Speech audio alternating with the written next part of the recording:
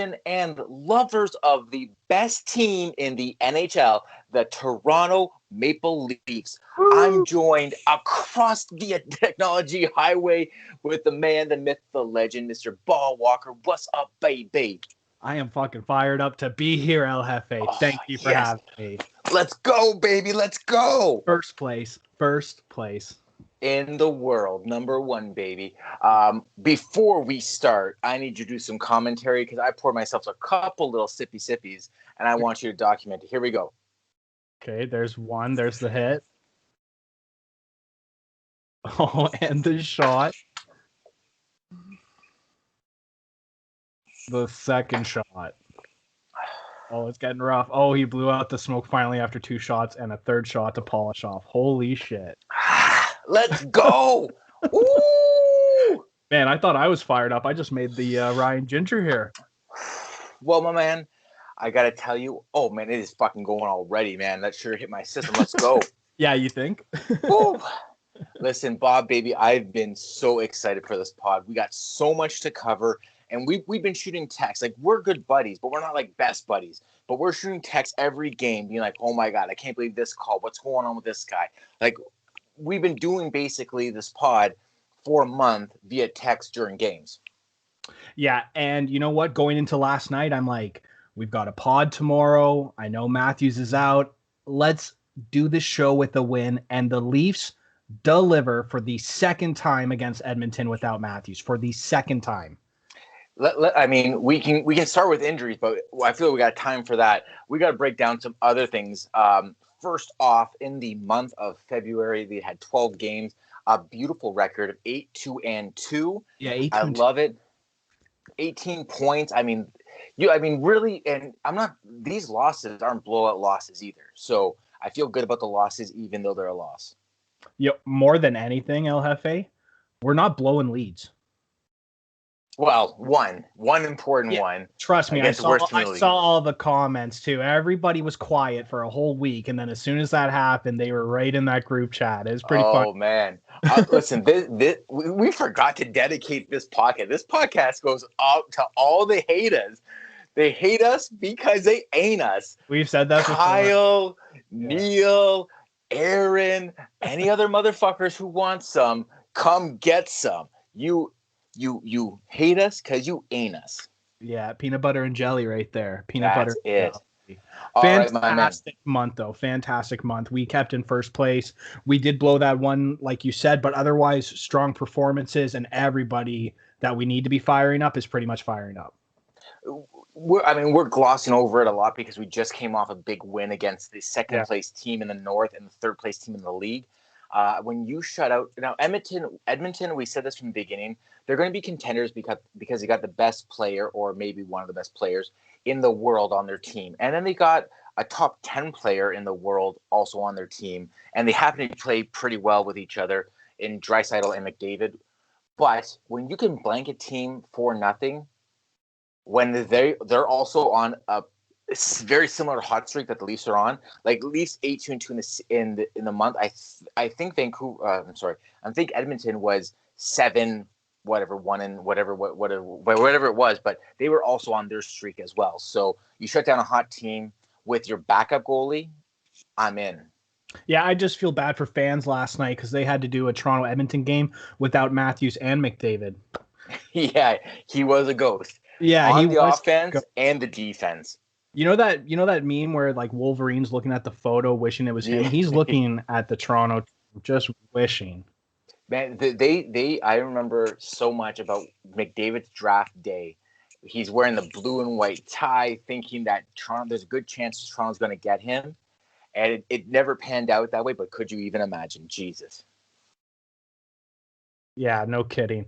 I can't even go there because at least we have Matthews, who is an absolute stud. We didn't even need him last night because we've got Marner. We've got Willie. Shout out, fuck you, Steve Simmons. It's going to be a running theme of this episode. Oh, baby. Add Steve Simmons to the Kyles and the Neils and the Aarons of the world because we're coming to get you, baby. We're locked and loaded. Don't insult your buddies like that. That's Steve true. Simmons That's a good point. is the lowest denominator out there. We're going to get there. Yeah. Okay, let's talk about some of these big headlines this month. Matthews on an absolute tear. AM 3-4, bang, bang, bang, bang, baby. Oh my God, 18 goals, 13 assists, 31 points, first in the NHL for goals, second in the NHL for power play goals, and third in the NHL for points. Mamma mia. I tried to be modest with our predictions at the start because I'm a Leaf fan and I know our expectations can get ahead of ourselves. And even I was saying he's going to be a stud. You thought it was going to be more than that, and he's hitting that. He might do 50 and 50. Who knows? That is a tough feat to perform, but Matthews is the first Leaf player I ever felt in my lifetime that could actually do this. And I was pretty young for Dougie. I'm not saying that. I was 5 years old for 93. Right. Oh, I'm actually wearing the 93 today. I saw that. Shirt jersey, baby. Going old school, retro flip. Okay, so Matthews on fire this month. I mean, to be honest, Marner right behind him, also on a bit of a tear, leading the team in points. That's beautiful, but I mean, obviously overshadowed. If Matthews wasn't there, Marner would be, he wouldn't pay for a meal in the city at all. So I think it's pretty incredible. So Matthews, hands down, on fire. One thing that I really want to talk about too is the injury bug this month has been horrible for the Leafs. You have Simmons on long term.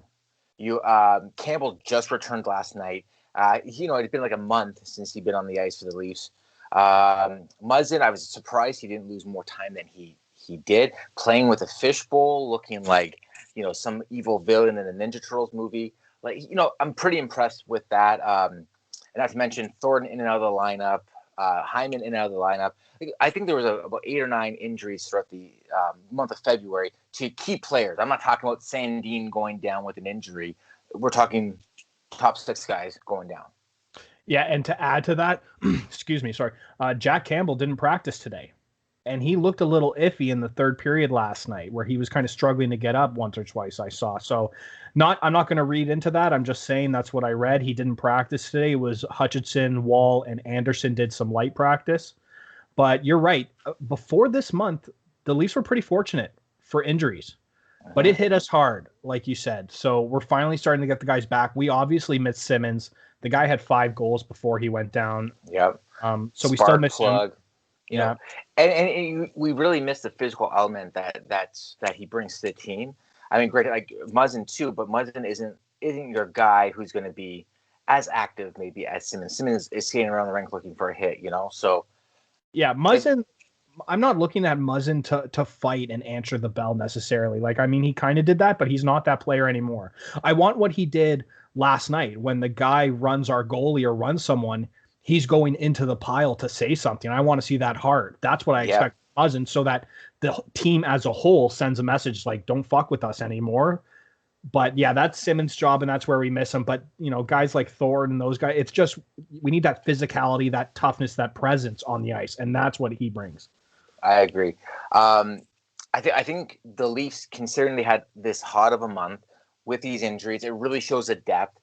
You got guys like Jason Spezza stepping up. I mean, Spezza with the hat trick. Come on now, Did you see that? Yeah, did you see that video of the Edmonton player just on the bench? I think it was Archibald being like, "Did you see that shot?" No, I didn't. And they're amazed. This guy. Yeah, I'll take that any day. But a guy like Spezza, he sits at 950 points.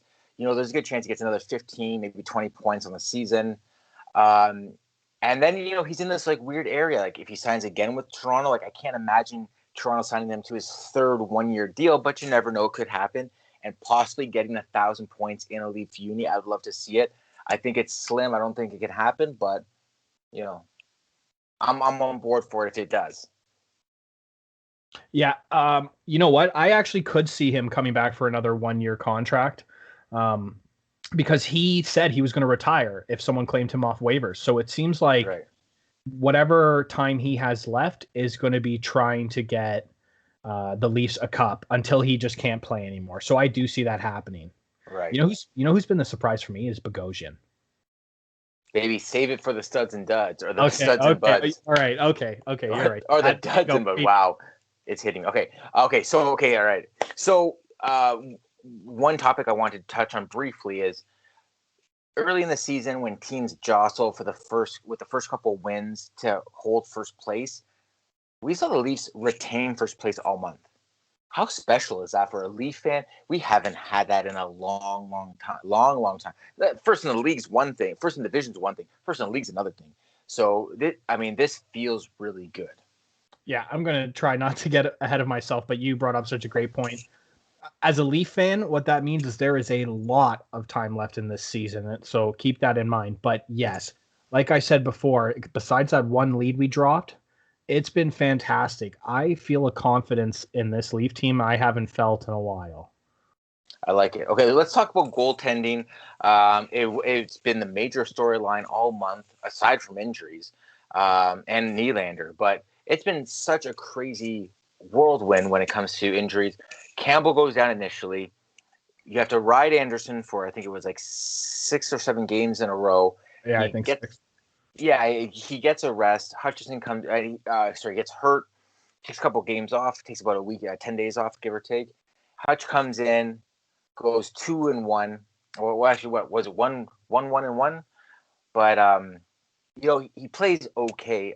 I don't think the Toronto team played. I don't think they played with confidence in front of Hutch, and we've seen this last couple of years with the Leafs. If their starter isn't in, they're not really the team. When Anderson is in, there's that confidence there. They really trust him, even though I think he's had a pretty below average season. I don't think the Leafs play the same way in front of Michael Hutchinson that they did like Jack Campbell last night. They really wanted that win for Jackie. And then obviously the way that they play in front of Anderson. Yeah, I think the confidence in front of Jack Campbell is what it was with Curtis Mack. There's a real confidence to that backup goaltender. But 100%, you're right with Hutchinson. There is not that confidence.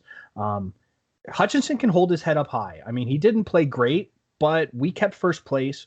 So he did his job, technically. I mean, it was kind of, I'm not going to say amateur goaltending, but if he was our backup goaltender and we didn't have Campbell, I would be worried if Freddie ever went down. With Jack, we need Freddie. I'm not saying we don't need Freddie. That's all. Right. But I have obviously more faith in Campbell than I do Hutchinson. But Hutchinson did his job. Like I said, we kept first place. Yeah. I think at the end of the day, we didn't even expect Hutch to get any games. And when we started the season, he was 4th on the depth chart. Anderson, you got Campbell. Then we had Aaron Dell. And then Hutch was there, and then Wall was right behind him. Like, it wasn't even like there was much. You wanted him to get those reps in the AHL. I get it, but we didn't expect Hutch to get any games, and he got 3 games so far, which is crazy because Aaron Dell hasn't even played 3 games for the New Jersey Devils. He's played 1 game for the Devils. Yeah, so it's like he would have been playing more games for the Leafs than anyways. Whatever, it is what it is. I'm not gonna get too hung up on that. That's a good problem to have. That you're 3rd on the depth chart goalie is getting you wins. Yeah, they tried as hard as they could to keep Dell up and try to get him to avoid waivers, and teams try to sign somebody else. So they did their best, but like I said, Hutchinson is serviceable. I don't know. I never really had the confidence in Dell. I mean, I saw him play before, and it was nothing special. So I don't understand why he'd be that much better than Hutchinson. With Campbell, that's the one, like I said, he didn't practice today. That's what I'm focusing on for goaltending. Freddie, we need you back, but we need you for playoffs more the way this team's playing. We got to prove something because at the end of this season, everybody's going to say, oh, North is the weakest division. Doesn't matter. Win a series. And it's true. So we need Freddie. Yeah, I mean, at the end of the day, the Leafs are doing what they can. There's definitely a different reputation with this team. They're not the team with a third period collapse. Granted, it's happened, but I'm going to say this. When you have a system, regardless if it's on the ice or if it's in a fucking bakery, if you have a system of doing things and there's a clog, it's not going to run normally. And that's what happened. That big game against the Senators, where the Senators came back, that's what happened. The Leafs didn't play their game. There was a clog in the system. Things didn't happen, and the Leafs lost that game. And you know what? They deserve to lose that game because you can't give up 5 goals. Yeah, and I forget who I heard it from too, but someone made a great point that, even though Ottawa is the shittiest team, they're going to come out and try their hardest against the Leafs. Of course they are. So they're going to play above their level against us. So we need to bring it. We can't just underestimate them in this North Division. Brady Tkachuk, one of the most punchable faces in the league. I want Simmons back. If not the world. Yeah, with all the phallic, just like chewing on his mouth guard. It's very frustrating. Unfortunately for the Toronto media, the Leafs are the best team in this division, and it's hard for them to find insults or way to subvert expectations for this team when we're playing so well, even though they try so hard to always find something wrong with this team. Perfect segue, my man. Let's move right into it. The Nylander story, the other big hot headline of the month. I mean, I didn't think Nylander was playing that bad. Then world garbage person Steve Simmons releases the IKEA front page, IKEA how to put this together, bullshit Toronto Sun cover, and it really though it was like a light switch. All of Toronto media is like, you know what, Nylander is shit. Nylander's pretty garbage. He doesn't do anything. He doesn't really want to play. He wants to be somewhere else. Blah blah. The contract. Blah blah blah. I thought last month Nylander had a very good month. Him, Tavares. Tavares. I think he had 4 or 5 goals within the first couple of games for the Leafs. I thought that line was working pretty well. Now, fast forward a month's time, that line is held together by Band-Aids. But Nylander doesn't seem to be the problem. Nylander is red hot again after having a 3 points in 2 games standoff. I think he's answered the bell of a lot of the critics, but nevertheless, a lot of people because I think some things come easy to him, people think he's not trying. Yeah, the problem with Willie is because when he's nonchalant, lackadaisical, whatever you call it, and it looks like he doesn't have that second gear, he's not giving the effort. He's a lightning rod for people to be frustrated at when things don't go well, because if he's on the ice and the other team scores, you can see him because he's floating. So yeah, when he's off his game or the defensive aspects of his game that he's not great at, it looks bad. But you're right. Willie was doing fine. If anything on that line, I thought Tavares looked really slow, even though he was playing well defensively and faceoffs and contributing here and there. I thought he was the weaker one out of the two. But Steve Simmons is you're just scraping the bottom of the barrel trying to get this Willie stuff. Like I said, he's a lightning rod, so it's easy to pick on him, and you're going to get these Joe from the Bridge guys that'll just agree with you. But it's bullshit. And for like a major media newspaper, the Toronto Sun, to have that as their front page of your hometown team is a joke. Yeah, let's not also forget what that cover looks like. And if you guys haven't seen it, just Google it. It'll take you 10 seconds. The caption above it is a murderer saying, "He'll kill again." Then below it has fucking Willie Nylander. I mean, he looks like a transgender person. He's not killing anybody. He's soft on the ice. He's soft in real life. The guy's a slice of prosciutto. It's going to be what it's going to be. I had a hard time dealing with that. We're going to get to that shitbag Steve Simmons pretty soon. There are a couple more points I want to bring up and want to get your opinion on. The lineup scramble. I sent you a text message. I think it was one of the Ottawa games, being like, what the fuck is going on with this lineup? You had Tavares bouncing around. You had Nylander. You had Barabanov high in the lineup. Kerfoot all over the place. Like, some of these lineups, I get Sheldon Keefe's got to figure out things, but this lineup just looked wacky. Ba, give me your take. So Barabanov, I don't know whatever that guy's doing, but invisible on the ice. I don't care. I mean, not to be too mean, but if he won't go down to the Marlies at some point, then he's going to have to go back to the K, then fine. Failed experiment. He's not making it up. But he's not, I mean, yeah, sure. Try to get him on the second line producing, I guess. I didn't think that third line of Mikheyev, Engvall, and Hyman last night. I wasn't happy with Hyman being sent down, but did that line work? So I get your frustration sometimes with this Leaf lineup and you're wondering what Keefe's doing. But then there are times where it works beautifully. And there are times where we're seeing Matthews like last night where the lineups make sense because, yeah, you get a weak point on a strong line like Barabanov, even though the team played well. But that third line turned into a great line with chemistry. Mikheyev's so fast. That guy has a scoring bug. I have him in fantasy, so I hope he overcomes it. But Hyman contributes in ways that just the nitty gritty. I love Hyman more than anything. And Engvall, who's one of my dad's favorites and always raves about him. I mean, that guy looked great last night. He did. I mean, there's been games where I thought Mikheyev, Mikheyev, I thought for sure he was going to net a couple goals. He's been buzzing, like you said. I love the way this guy skates. This guy skates, you can hear him outside of the arena. He's just got this mean cut through the skate through the ice. I do enjoy it. He's a big body too. And I think this guy's putting it together. I really want to see this guy in a Leaf uniform for a while. I think this guy could have a great 5 or 6 year career with the Leafs, and I hope he does because the Soup Man is a fan favorite. Engvall, for most of the month of February, I was wondering why he was even playing because it didn't seem like anything was happening. You're right. Last night he was wonderful. He played incredibly well. The defensive game on him is great. The speed of which I saw last year, I haven't seen it much, and I don't know why. And then Hyman, the jump of Hyman. I mean, this guy is he not your number one team player?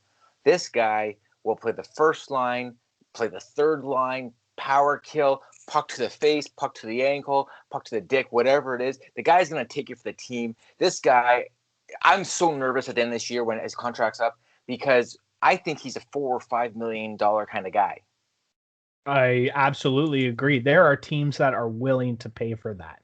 Yeah. He's a heart and soul guy. Like, that's why he's a fan favorite. You're right. Because when the playoffs, when you're all imagining the shot and that player blocking it to win you the cup, I can see Hyman doing that. Like, he just puts his body in front of everything. If he stays with the Leafs, it's because he wants to win a cup with the Leafs. And I think there might be a bit of a pay cut because I could totally see, I'm not saying they have the cap space. I'm just saying a team like Boston, the Rangers, or someone like that being like, oh, we need that guy right now with our superstars. Let's get him. And it's like, oh, I would hate to lose him and he go to the East. I'd be very frustrated. You know, in here, I mean, this is going to be a total homer dream, but if the Leafs win the cup this year, I can see them walking away from a guy like Hyman just because goal achieved. Now they can fill that gap or save that cap space or whatever because he's expendable. But you're right. I agree. You agree. Like, I'm wearing a Doug Gilmour t-shirt jersey right now. That grit and grind kind of guy is my kind of guy. So I'm a fan, but I can see him being expendable. But that's not what we're here to talk about. We're here to talk about the good times. Okay, so let's do Buds versus Duds, and then I want to do standings, and then I want to talk about the slime of the world. Okay. I was like, oh, is he going over Simmons? No, you're keeping. Okay, all right. So first of all, Buds versus Duds. This is where Ba and I break down our 3 favorite and our 3 not so favorite kids. I mean, Toronto Maple Leaf players. Okay, do you want me to go first? Yeah, if you want, go for it. I think it's probably going to be the same guy. Yeah, okay, so we'll start with Buds. Yeah. And it's going to be Zack Pagozi to start for me. Wow, okay. He's been so great for what I thought. I mean, I know he won the cup last year, but from the healthy scratches I had seen of him, the move around the teams near the end, just the dad bod, I didn't know, man. I had no idea. But he has been solid. And I wanted to start off with a shout out to a lesser known guy on our team because he quietly does his job. And I think when a defenseman is quiet, that is underrated. Yeah. When you're winning, he's quiet. I like it. And Bogo for me, he's one of those guys where I thought it was a great pickup, signed for like $1.5 million. I thought great pickup, and he seems to be worth every penny so far. No, and he's not a big giveaway guy. You don't see him giving away the puck a lot, but you definitely see him. You see him all over the ice. You see him skating quite a bit. His puck possession is pretty great too. So I'm on board for Bogo. I like it. My number one, I'm doing that A1, AB kind of thing, or 1A, 1B kind of thing. But Matthews Marner, number one for me. Obviously, we already talked about how hot Matthews is. The guys walk around with a 12-inch cock. Like, this guy is the dream. Marner, he's got like an 8.5, but it's girthy. The guy has just been incredible. Bah, stop blushing. He's been incredible. I've been waiting for this connection with these guys for 5 years now. I'm so happy that it's here, and now I'm loving every second. So number one, Mitchie and Maddie. Those are. I get it. It's a 3-tier thing, but those guys are top tier right now. Thank you. Yeah, it's obvious with those two. I mean, absolute studs. You and Melky, your analogies and symbols, it's fantastic. Anything to help, Yeah, Matthews, I mean, ever since that 4-goal game to start off the career, you knew he's something special, but he he's turning into a top 5 player, top 3 potentially when, Sid retires he's an absolute star. And Marner, for all of us who doubted the contract, we all know he's sick. We knew it when he signed, but it was too much. We wanted him to take the hometown discount because that's what we all would have done because, as amateurs, we actually know the situation. Right, obviously, yeah. But he's worth every dollar because if we win the cup, he is a major part of it. Yeah. Okay, Bob, give me your number 2, Bud. So I'm going with Soupman. Yeah. We already mentioned him, and I'm going to give him a shout out. Like I said, I know he has a scoring bug, but I love what you said about how hard he skates. He's always in there. I think for this team, he can be put into the second line and be effective, which is a major compliment to him. And the way his big body, he doesn't take shit from anybody. He's not going to start anything. He's not mouthy. He's humble, but he doesn't take anything. And he's always in the dirty areas like Hyman. And we need more guys like that because we have to have a good cycle game. We have to do dumps. We have to use our speed. I agree. And the Soupman, Mikheyev, is number 3 for me. So I'll just touch on the points that I really had about him, which was big body. He's always buzzing. But the one thing I really like, and Matthews does this, and McDavid burned the Leafs on this, is he's not afraid to carry the puck with speed through guys. And I really like that because a lot of coaching systems will push the puck to areas where no one is. But a guy like Matthews, a guy like Mikheyev, isn't afraid to do that. And you see that he'll take the puck right to somebody, try to get them tied up in their feet, try to get them tied on a transition, and then beat them to the net. The guy's probably going to end up with 20 goals. He's going to light up and get really, really hot and fucking fly. Let's go, baby. Yeah, this is such a fire-up episode. Okay. I'm going to give another shout-out for a Bud, and I've wanted to do this one. This one's my main one. Jason Spezza. Yeah, baby, Spezzy.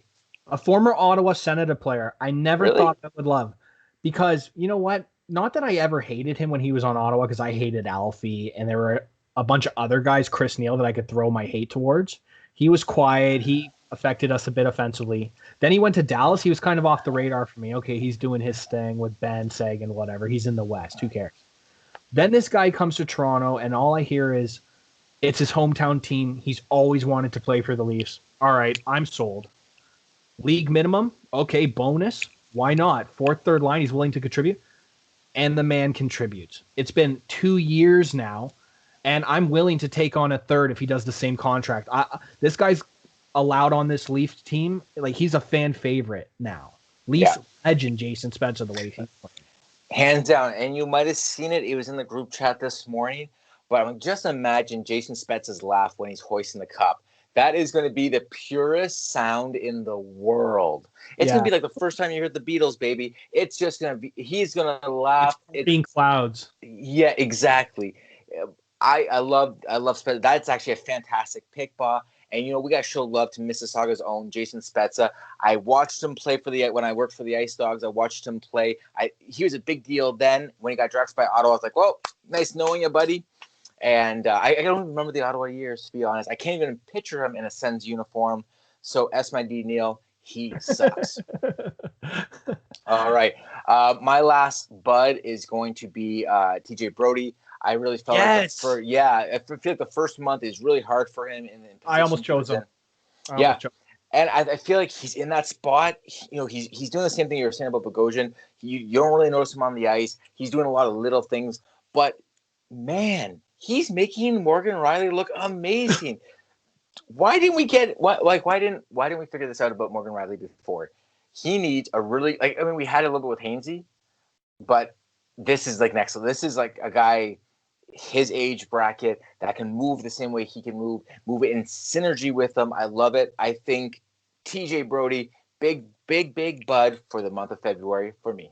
Yeah. So obviously, besides Austin Matthews, who's just the greatest player in my life to wear the Leafs, so he's my favorite player that way. Besides him is Captain Mo, who I thought should have gotten the C for this team, and I made that very clear. I love Tavares, but I thought Captain Mo put in his time that he should have worn the C. And I feel like, from what I've heard, he's got a good leadership in the locker room. Now, the reason I'm praising Mo is because This guy's entire career, which started when we were absolute garbage, all I've wanted was for him to have a solid defensive partner. I wanted someone like Giordano or a big body who would let him do his offensive thing. Barrie didn't work out. Okay, the 2 offensive defender system didn't work out. Reilly was injured. It just whatever. We bring in Brodie, who I know is a good defenseman. I've heard great things, and I'm like, I don't know, man. It seems like more of the same of Barrie, just a different guy we're rolling the dice on, but same play style. I don't know if it's going to work out. Well, you nailed it. Absolutely quiet in the best way possible. I have confidence in our first line defenders. Reilly looks great. Brodie, every time he touches the puck now that I've started to notice him, it's a great pass into the Austin on the boards, down to Marner, because he's always playing big minutes with the big guys. So Brodie is an absolute bud this month. Good for him. I love that. He's worth the money. Yeah, hands down. And this is a great thing. I mean, they obviously figured out the formula that works. I'm happy to see it. And okay, let's finish off with the buds. Give me your last bud. Okay, well, so you kind of took it with Brodie. You're welcome. Yeah. So what I'm going to say, because now I'm just going to say it right here. I'm just going to make it up. Jumbo Joe. Okay. Not a bad call. Back from injury. Yep. This guy, yeah, Jumbo, he just seems like such a presence on the ice. Obviously, he's not fast enough, but he brings so many intangibles, and the way that long-armed, long-stick bastard moves the puck around to the guys, I love it. They all love him. Matthews Marner go nuts anytime he does anything, a scoring and assist. Oh, my God. So the team is just buzzing when he's buzzing.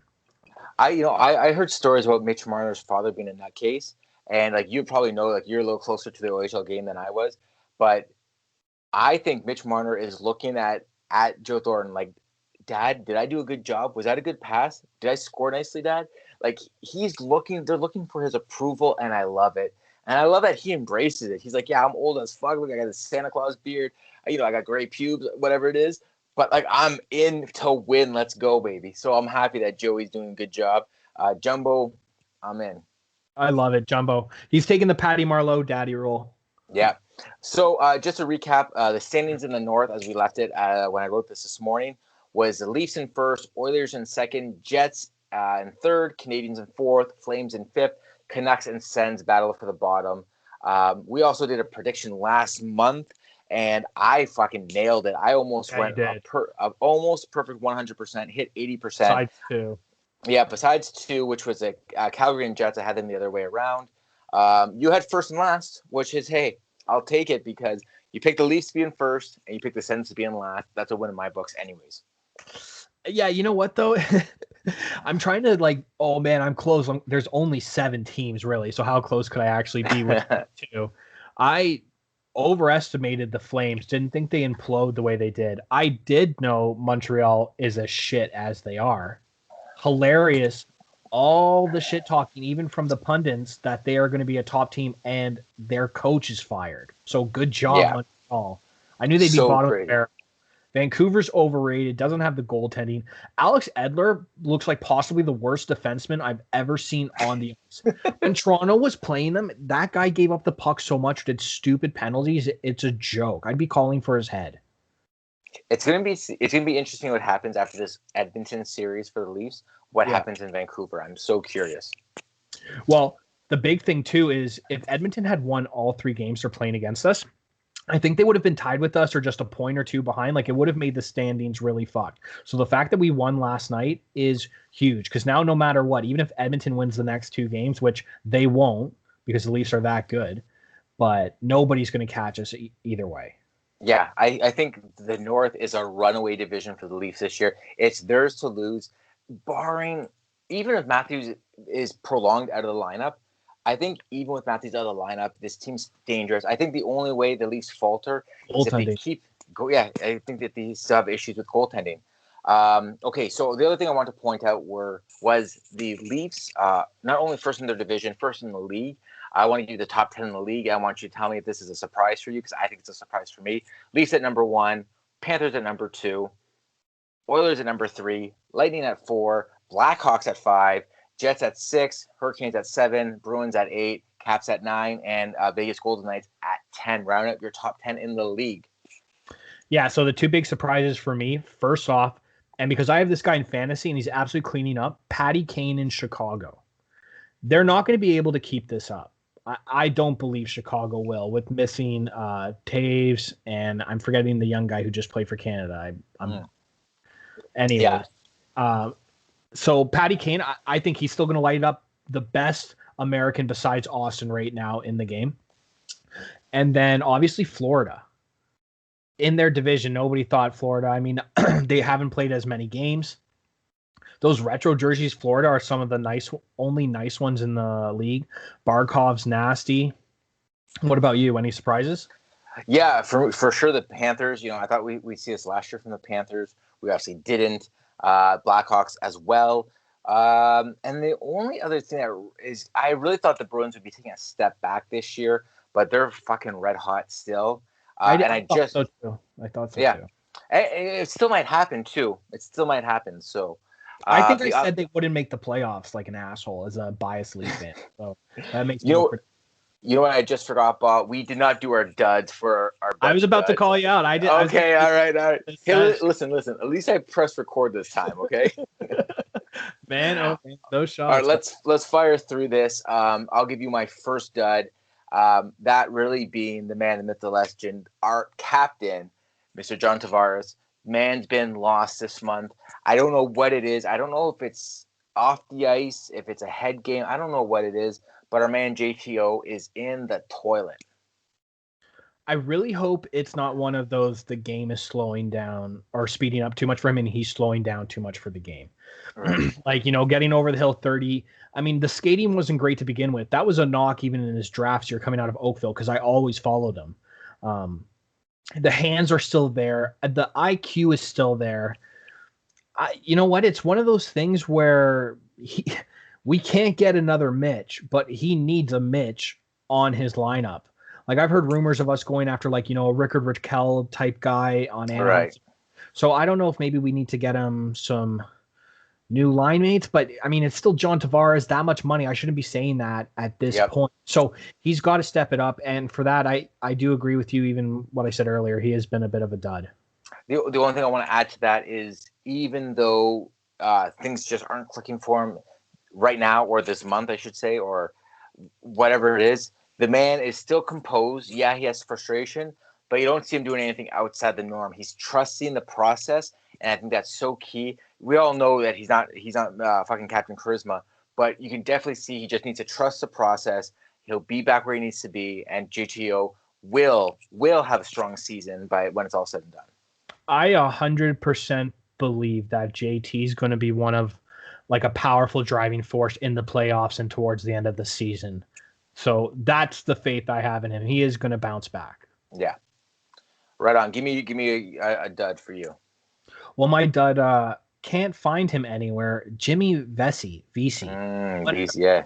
No clue who this guy is. I see his face a few times when he takes a penalty for us, even though the refs are absolute shit this year. And I'm not even saying that as a biased Leaf fan. If you watch any NHL game, it's garbage. It's absolute garbage refereeing. Nice mobster union. Nobody can say anything without getting fined, dickheads. But yeah, Jimmy Vesey, bottom on the standings, point-wise on the team. This guy's getting second-line play time. Well, not really anymore, but he was. He was supposed to be a healthy scratch last night, and then all of a sudden he was playing. I had heard he was going to sit for the first time.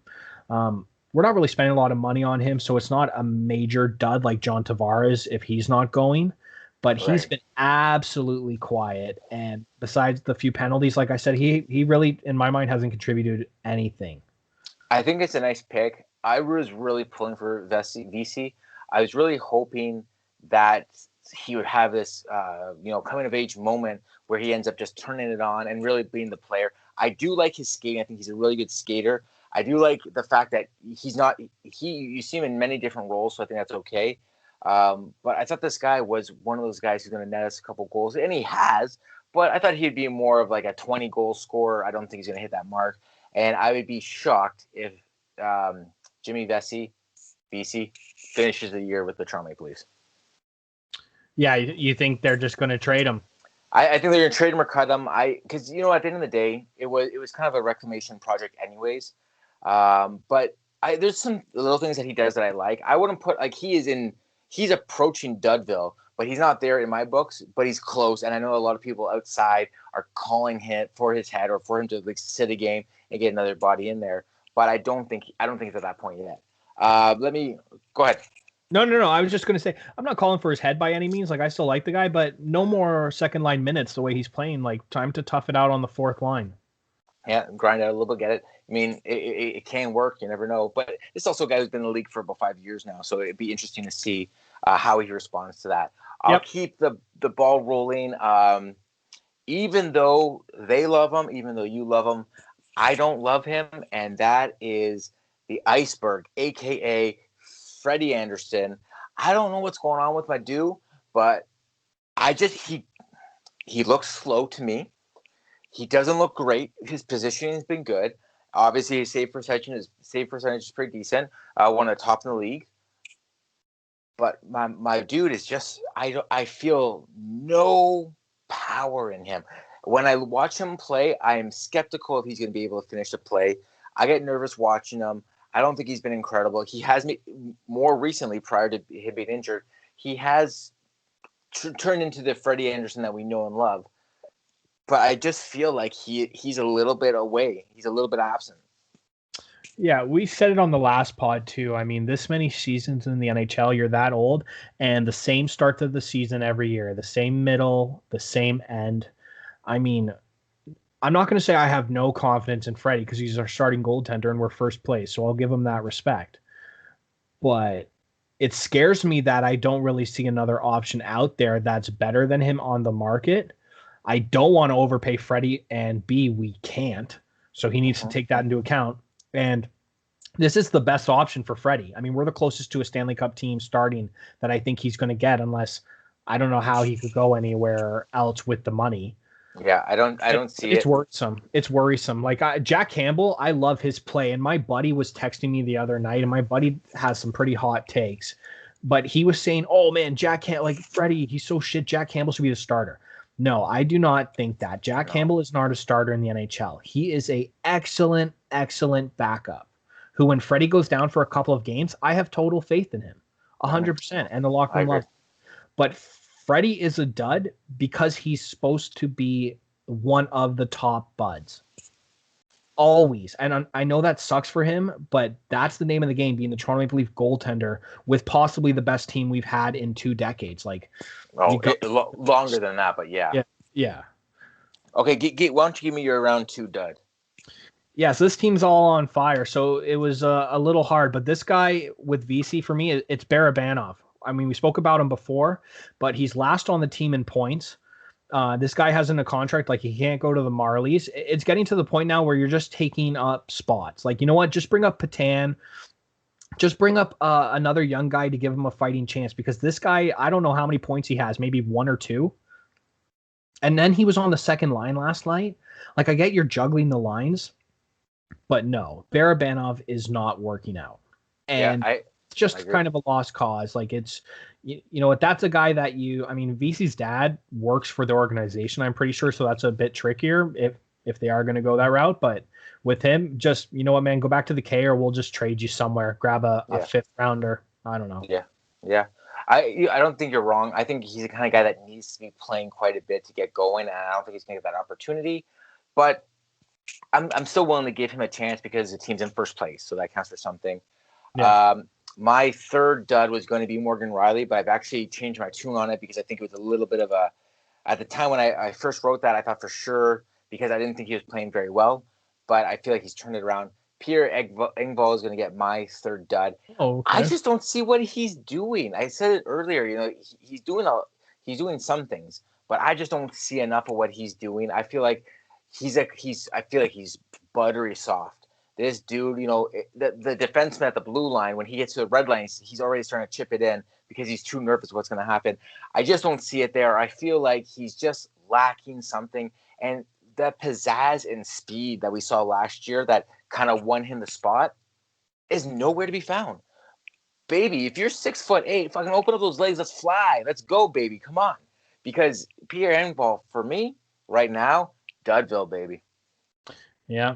You know what? I'm not going to disagree with that. Like I said, my dad loves that guy. He played great last night. So I'm hoping that this will turn it around. I hope Austin's not out of the lineup for long. And if he's not, then they're not going to keep that line together. So you know what? He's going to have to find another way to pick it up. So yeah, he does need to pick it up. Okay. He's got the legs too, man. Him and Mikheyev, that is smooth sailing through the neutral zone for those two. They should be putting up points or at least playing in the other team's zone constantly. I agree. All right, you got a last dud, or you want to share Pierre Engvall with me? Nope. So in a way, it's kind of positive because all of my duds for this podcast are kind of lower bottom 6, bottom 2 type guys. Because this one is Travis Dermott, and not that I was necessarily reaching with this pick, but for the compliments I give the other two guys for being invisible, it's kind of a negative right now for Dermott that he's invisible to me. I really don't see anything out of him. I know, that guy is losing his time with the Leafs. And I know kind of he's already written off and he's a bottom 2 guy. When I thought that guy was for sure going to be a top 4. Yeah, I agree. Yeah. So Dermott, oh man, I totally blew it with Buds, by the way. Fuck Dermott. It's over with. Can we go back to being positive? Yeah, of course, buddy. Yeah, we're so dumb. Okay, Justin Hall here, okay? Bobby, yeah. This guy, unreal. I'm just getting fired up. I was just thinking about defensive plays in our head while I'm talking about Dermott, and I was drifting off starting to think about Justin Hall and just how sick that guy is and how he shuts everybody down. So top butt of them all, Justin Hall. And I didn't know this. I fucking thought he was Canadian. He's not.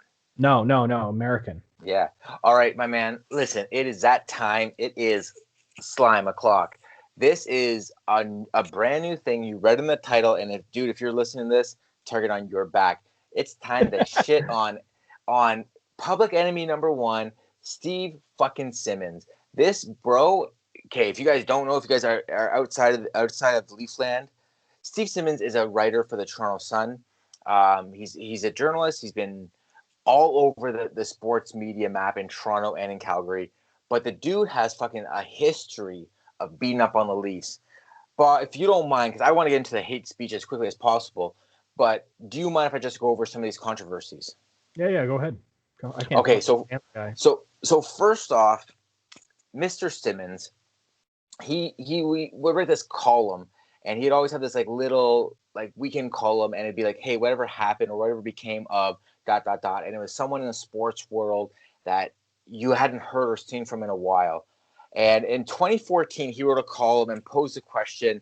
Hey, I might pick up this guy's name. Hey, whatever happened, whatever became of Alexander Karpovtsev? And he wrote this in 2014. Bro, the dude died in 2011 in a horrible plane crash, and it's just very tasteless. And if you're gonna write that in a column, maybe do a little research so you have something to follow up with. Very tasteless, and I thought that probably a bad start to his controversy resume. I think it doesn't get worse in dealing with death and pointing out someone's death. But as a Leaf fan, it does get a little bit worse. Also in 2014, Simmons made headlines when Jose Bautista, the outfielder for the Toronto Blue Jays, responded to criticism Simmons made on Twitter about a dismissive reply. And then Jose went back and said, who are you and why are you talking to me? Yep. Simmons responded by claiming that it was a marketing firm that wrote Bautista's tweets and not the star athlete himself. Bautista directly replied to him via Twitter, confirming that he in fact did write his own tweets. Is this not a fucking shithead move? What? Anyways, it's just another tasteless thing for your palate. 2015. Here's where Leafland really gets fired up. He writes this article when Phil Kessel gets traded about his love for hot dogs outside of the ACC, and going on about how the vendor knew him by name and had his order ready to go by the time Phil walked up there. All this bullshit. It turns out the whole thing wasn't true. And Simmons, instead of publicly announcing, hey, I got bad intel, he casually mentions it in an article, not even apologizing for bad information. Just so upsetting. The whole thing. This is what is even crazier. Like we're in a little bit of a bubble when it comes to Toronto sports media. Dude from ESPN, Keith Olbermann, awarded Steve Simmons the title of the worst person in the world about this shitty article he wrote about Phil Kessel. Well deserved. And Keith, my boy, anything you want to come on the podcast, talk about it, we're more than welcome to have you. Here we go. Let's go a little bit deeper. Oh, also, it's kind of a funny thing. Just to finish with the Phil Kessel controversy, after Kessel and the Pittsburgh Penguins won the Cup in 2016, the PS on the letter reads, Steve Simmons got sent this letter, and people believe it was sent from Phil Kessel. It may or may not have been. But the PS on the letter said, how did a country that produced literature giants like Margaret Atwood and Alice Munro also crap out Steve Simmons? Fucking nailed it. Ba-bang.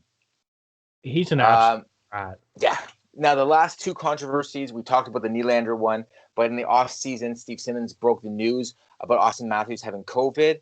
I'll never forget the way that Matthews called him out, too, which is great. And it was summed up by a tweet from James Myrtle saying Austin Matthews says to Steve Simmons, when he asked him for the question, when he asked for a question, he doesn't appreciate the question. He didn't appreciate the question from him and found the article about his positive test unethical. That's coming from James Myrtle, also a beat writer for the Toronto Maple Leafs, who's calling out Steve Simmons. I love it. I think that's good. Like, even though they're like cohorts, I'm glad that he's calling out Steve Simmons for his bullshit. Then we talk about the Willie Nylander thing. And then one thing that really got me is there's a lot of people talking shit about Steve Simmons. There's a quote from this guy named Jay Fresh from Jay Fresh Hockey. Says, Steve Simmons is like when you buy furniture from Walmart and you know it's going to suck, but the Walmart is nearby and it means it's just a shoe rack and no one really needs a fancy one, but your shoes don't fit on it and it breaks when you try to put your boots on it. I thought that was kind of funny. And then the one that really got me was one from @Habs Chronicle. This is a fucking Montreal Canadiens fan tweet. It says, plainly inaccurate as far as hockey analyst goes, and we're a Habs fan, and it's the William Nylander Toronto Sun cover, and it just goes on to say how tasteless it is, and if we're Habs fans saying that, that's got to be like next level crazy.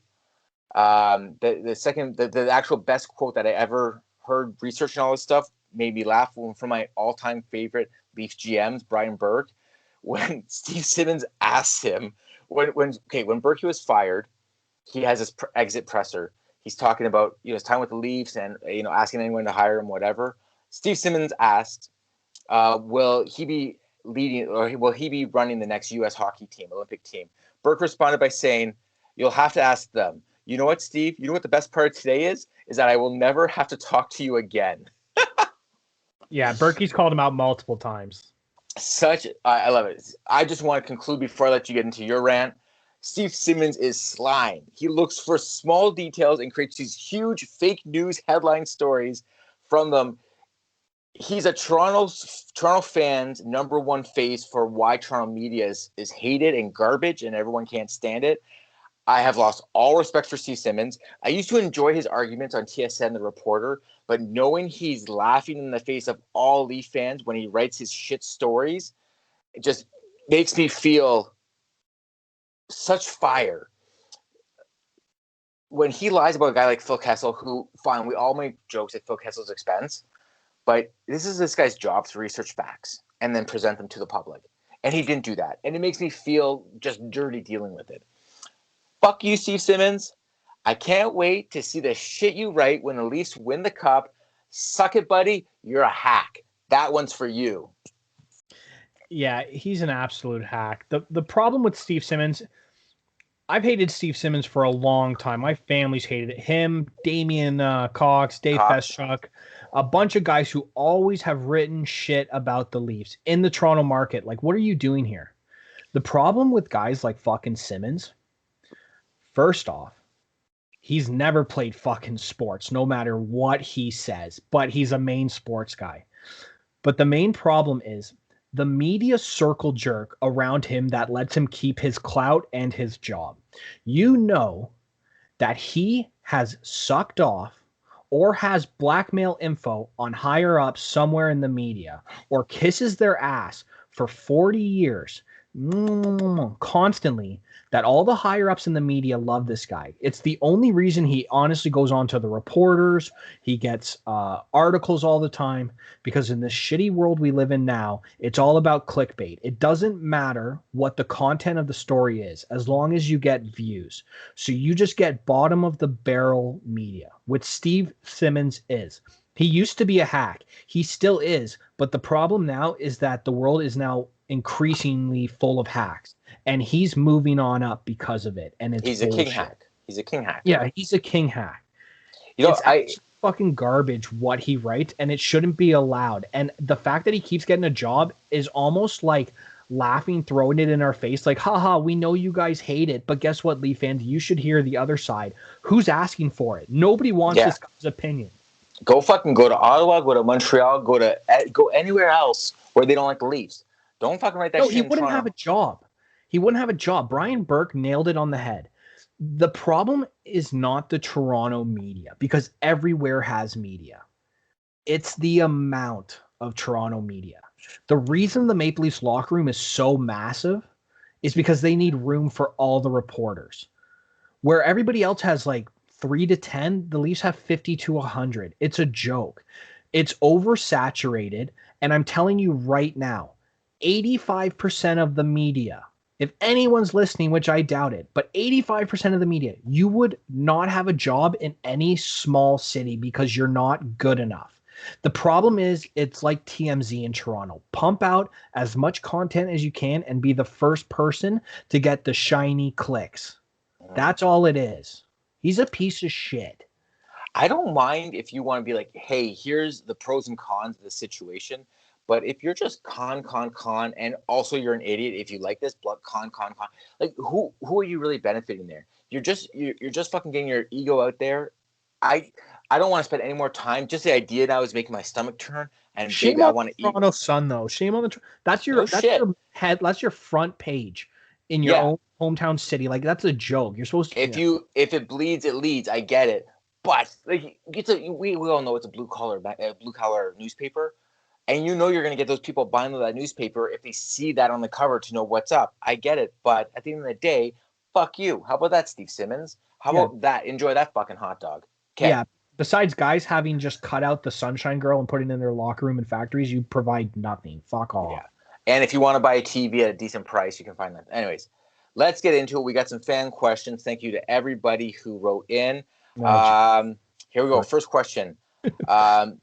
This comes from the Adventures of Matt. What's funnier, the Nylander hate or those retro jerseys? Well, hello, Matt, my favorite fan. What's up? Those retros are terrible. The Willie hate's expected. This is Toronto. Somebody's going to get hate. Guess what? Willie's playing well. Just wait for the next guy. Maybe it's JT, Freddie, whoever. Somebody's going to get hated on it. It sucks. It's why players stay away from Toronto. So it is what it is. Those retros, okay. Whoever, I get that COVID, you need to sell jerseys and merch to make a profit. That's cool. We're blue and white. I mean, how fucking hard is that?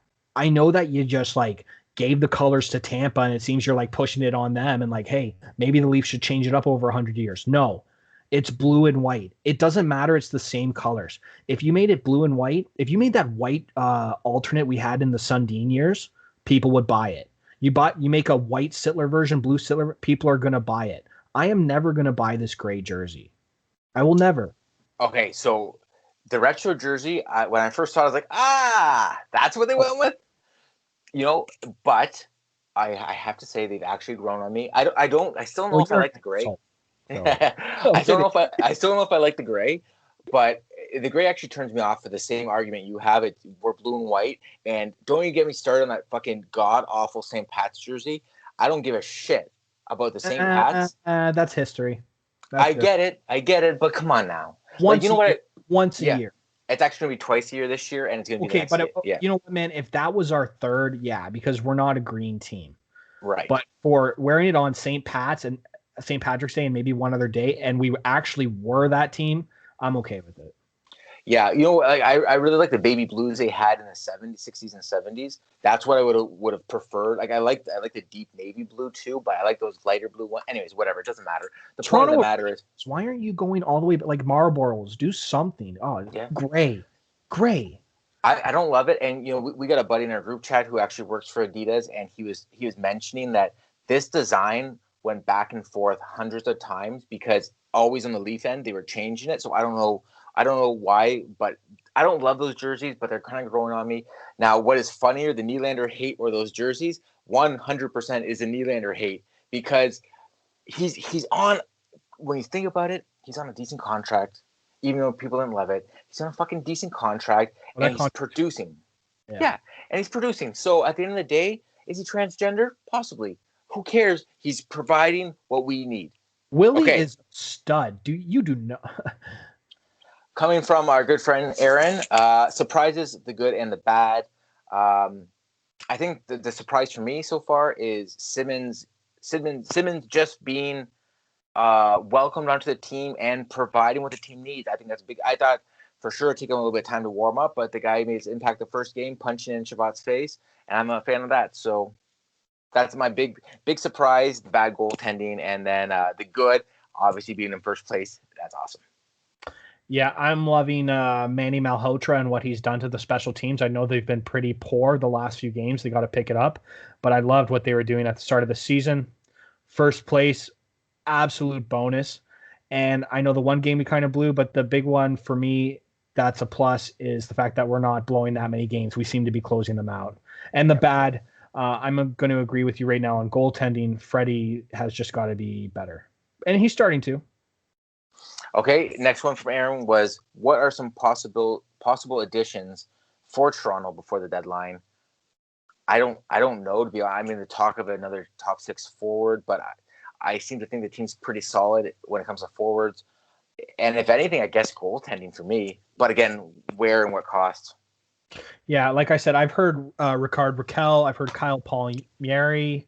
I've heard a few guys. Like, I guess, you know what, if we're going to send out, like what are we going to do? We're going to bring in if we're going to bring in someone sick who's a top six forward, we got to probably get rid of Willie or somebody. Like, what can we actually give up? The salary cap kind of fucks us. So I think you're going to see a couple of guys like Barabanov or maybe VC move out for a couple of draft picks. But I think there might be one package put together for a winger of some sort, some guy who's like a third, second liner. Like I said, a Rakell, a guy who was a 60-pointer, and maybe, I don't know, maybe we do a package of like Kerfoot and I don't know, a pick and something. But I could see that. I could see like Anaheim or LA giving somebody up. It's hard to know. You know, Kerfoot is a guy who was just on borderline for the duds this month. That really turned his game around and maybe making his trade value better. Yeah, I think so too. All right, next we go to at Neil C9. He says, Leafs suck. Well, Neil, I appreciate the input, buddy. Groundbreaking stuff. So thanks, man. Shout out to Neil. Neil, and thank you for your comment. I really appreciate it. Really but when you're Senators who... Oh, he's a Senators fan. Why didn't you start with that? I wanted to wait. I wanted to keep it a little bit.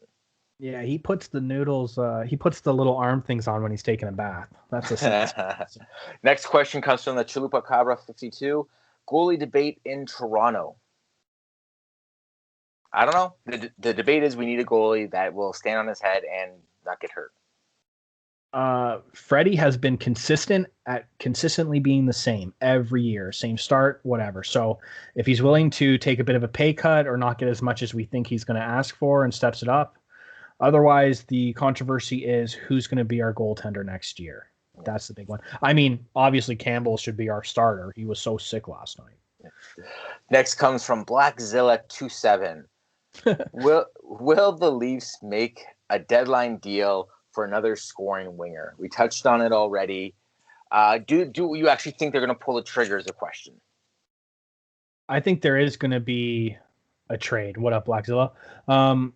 Like I said, I could see it's just so hard because I just think it's going to be subtracting and adding the same type of player in a way. It's hard for me to know who. So like, maybe Rakell, Palmieri, like I said, we're not going to really take anybody out of the East that I can think of. You? I can't see. I don't know, but fuck it. You know what? We're getting Sagan. Yeah, we're getting Sagan. I don't care what Dallas is doing. Here's what we're gonna do: Willie, Kerfoot, and in typical Leaf fan fashion, what a third and a fifth. That's probably for Sagan. You would think. I'm sure everybody who's listening and they retain 80% of their 80% of the salary. Yeah, I'm sure all the non-fans who listen would agree to that and think it's sensible. Back from Chupacabra 52, peskiest team for the Leafs this year, and teams you would hate to play against, games you look forward to. So that's a three-parter. Let's start with the peskiest team. I think we can both agree, Ottawa.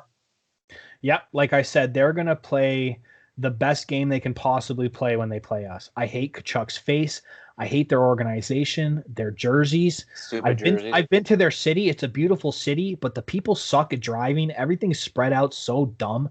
Like the arena, ugh. I mean, no wonder. And I've had actual Sens fans come to me and be like, "Oh, I don't like going to the game when the Leafs are in town because they overpower us and they're kind of mean." It's like, yeah, I guess. Your whole arena. Oh boy. So Send, and for all the same reasons you mentioned. They should honestly, I think there should be more Canadian teams in the NHL. I truly believe that because it's our game. I think Ottawa should fold and move to Kansas. Wow. Yeah. Not Quebec City? No, they should move out of Canada just as a one last slap in the face. Kansas City Sens. I like it. Why Has not? a good ring. Teams you hate to play against? Well, Montreal right now, but I love it in a way too. Like my rivalry, my hatred for Montreal has been reignited in the small amount of games. I gotta say, I hate playing in Edmonton. They have the best player in the world. But our best player in the world hasn't played 2 games against them, and we've scored 4 goals each game. You're worried about Edmonton? No, Winnipeg, maybe we should be worried about. Fuck Winnipeg. But the reason I hate Edmonton is because they're also my West team. So yeah, they're everybody's West, just like Gretzky was everybody's West team. Yeah, exactly. Yeah. Okay, games you look forward to. You know what games I look forward to? When we sit everybody and play Edmonton. Easy win. Easy done. I get up for to be honest, all games this season in the North are ones I get up for. Like I think I love playing the Canadian teams. I wish there was fans in the stands, but at the end of the day, I think it's the most fun. Montreal, obviously, Ottawa, obviously. Honest answer for me is Montreal and Calgary right now. Yeah. And I chose Calgary because my girlfriend has family in Calgary, and I've been out there a bunch of times, and I love it out there. So they were always my Western team, but holy shit, do I hate them. I hate playing them. All right, last question. I actually like their style, but I hate them. Last question, and I want to thank Chupacabra 52 for the great question. Chalupa. So the last question goes like this. Who are locks and bubble picks for the Leaf players that should represent their country in the Olympics? Oh. So obviously Matthews for the U.S. But I could see Justin Hall being a taxi squad kind of guy too. He's had that good of a season for the U.S. Yeah. Oh, well, we'll do the Freddie for Denmark, all that. No, but Marner for Team Canada. Yeah. I could see Reilly being a third pairing defenseman on Team Canada as well. Too, yeah. But those are bubble picks. Lock for sure, Matthews. I think if he keeps playing the way he is, a lock for sure is Marner. Yeah, I think so too. I think a guy like Pierre Engvall could win a spot on the Sweden team somewhere on low depth. I think. Well, the biggest lock, Spezza. I mean, that guy's 4th line Canada for sure. You know what? I don't even think they would say no to that. I think he's playing good enough that they'd be on board for that. Chris Kunitz made the team, man. We'll be fine. There you go. I can't see Mikheyev or Barabanov making it for Russia. And that's kind of I think we named all the countries. I mean, man, good question because I'm trying to go through the lineup in my head and trying to remember. Jack Campbell isn't playing for the U.S. No. Matthew. Bogosian might be. I don't think Tavares for Canada. No, I don't think so either. Obviously, Willie for Sweden, possibly. Yeah, Willie for Sweden. That's a good call. That could be a bubble pick depending on his play. Yeah. Right. Oh, I mean, he aced it last year in the world. So I can't see why they wouldn't have him back. Freddie, Denmark, but otherwise, I mean, the rest of our lineup because of salary cap. You're looking at guys like Kerfoot, Boyd, Brodie, guys who wouldn't make teams. So, yeah, I think it's nice either way. If we get 5 guys in the Olympics to represent our team, I think that's a nice scope. I mean, Canada's going to win, obviously, so I don't know whether we're going to be. Dude, Matthews is going to be scary. A Team America is going to be scary. Yeah. Like that's we've Jack seen it with the World Juniors. Patty Kane, yeah, that team is no joke. I'm like Russia, Sweden, whatever. They're always the same. Finland always gives us a hard time. Germany always gives us a hard time. It's bullshit. But the U.S. Belarus always wait. Well, no, Grabo is not on the team anymore. There you go. But yeah, U.S. is going to be a scary team led by Matthews. I mean, that wraps it up for questions. Thank you so much for the questions. Bob, baby, this has been a fucking heater. I don't think we've taken a breath all pod. Where do you want to go from here, my man? Just unreal. I just want the Leafs to keep on trucking. That's what I want from the Leafs. I mean, they're on fire. I can't wait for Matthews to be back. I mean, it seems like it's just going to be. I hope it seems like it's going to be a problem all season. His wrist hand thing. Right. So I hope he plays through it. We need him for the playoffs. Marner's on fire. It's hard with this salary cap, and it really screws over the Leafs, but everybody's playing for their contract and worth it. I love this team. I can't wait for Simmons to be back. I fucking hate Montreal so much. Josh Anderson, someone needs to ring that guy's head in. And that's a guy I cheer for because my brother played minor hockey with him in Burlington. So, sick player, but he frustrates me. I think he's starting to flame out a little bit. I mean, obviously no one expected him to keep up the pace, but I think he's starting to flame out like the whole team is. Montreal fans were acting like it was the 70s Canadian team winning Stanley Cups a bunch of the way they were talking. It was embarrassing. And Vancouver fans, get it together. Oh my God. Vancouver, I mean, I thought for sure they'd be better, but they're just a sinking ship. And you know what? Best Travis player is Quinn Hughes. Come on. Oh, for sure. I mean, leads all defensemen with points. How could you not? With that being said, I just want to say this to everybody listening to this. Thank you for the love and the support. Everyone listening to this, because you haters, you fuel us, baby. You think I was loud this podcast? You think I was hyper this podcast? You think those 3 shots before I started the show was a little absurd? You ain't seen nothing yet, baby. We start heating up through the roof, baby. Through the roof. We're going to do this. Doggy Kong, let's go, baby. Ow! You hate us? You hate us because you ain't us. Peanut butter and jelly. You rubbing KY jelly all over yourself, man. You going to hit it or what, baby? Hit your cue. Fuck me, right? Peace.